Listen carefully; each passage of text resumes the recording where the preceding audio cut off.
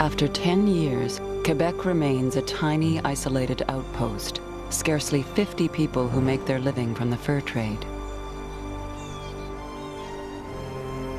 There is only one family of settlers, Louis Hébert, his wife Marie Rollet, and their 3 children. But Champlain has much bigger ideas. He realizes there is more to Canada than fur. So to attract investors and more settlers, he draws up a glowing account of its potential.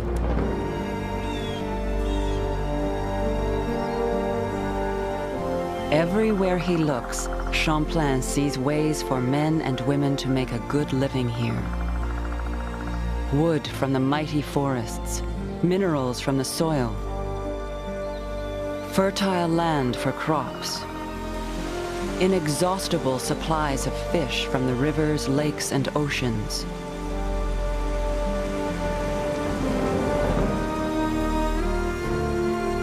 And all that on top of the wealth from the fur trade. The traffic and trade in furs is not to be scorned. Marten, beaver, fox, lynx, moose and deer robes are commodities from which one can derive at present more than 400,000 livres.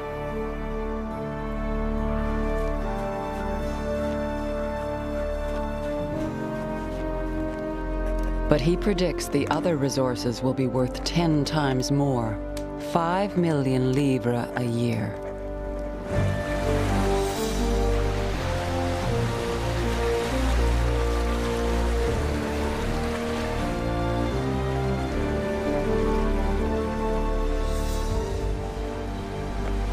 Samuel de Champlain crosses the Atlantic 20 times to promote his plan for a full-fledged colony.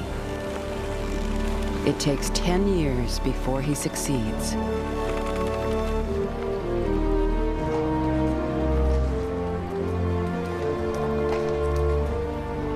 But eventually, he catches the ear of one of the most powerful men in the kingdom, the Cardinal and Duc de Richelieu.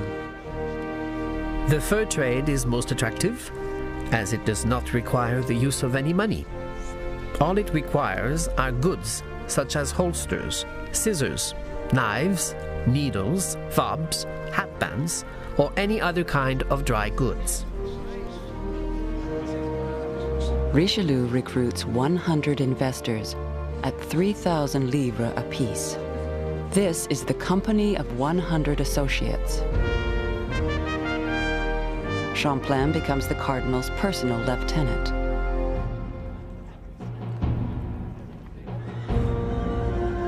The new company assembles a fleet of 10 ships, carrying 400 settlers, livestock, and provisions, but they will never reach the settlement of Quebec.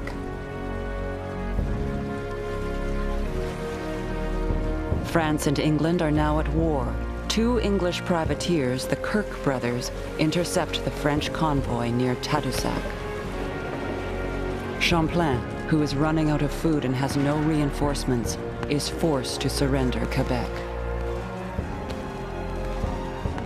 Louis Kirk landed some 150 armed men and proceeded to take possession of the settlement.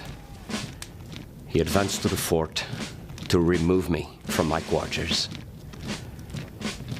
He had the English flag hoisted on one of the bastions, ordered the drums to beat to assemble the soldiers, and had a salute fired, a signal of rejoicing.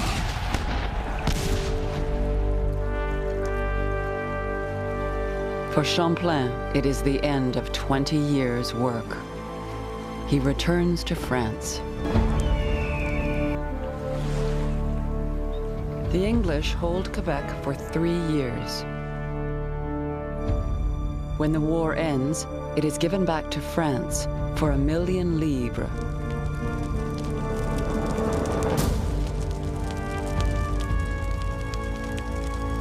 But before they leave, the Kirks destroy everything.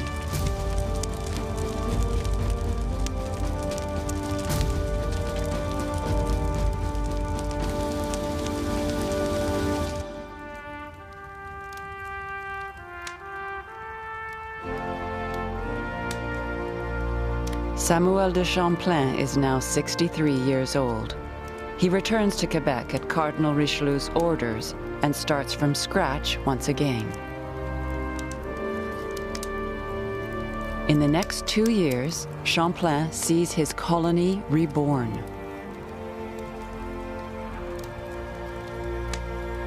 On Christmas Day, 1635, the tough old soldier dies quietly. The man who almost single-handedly established France in North America leaves no descendants.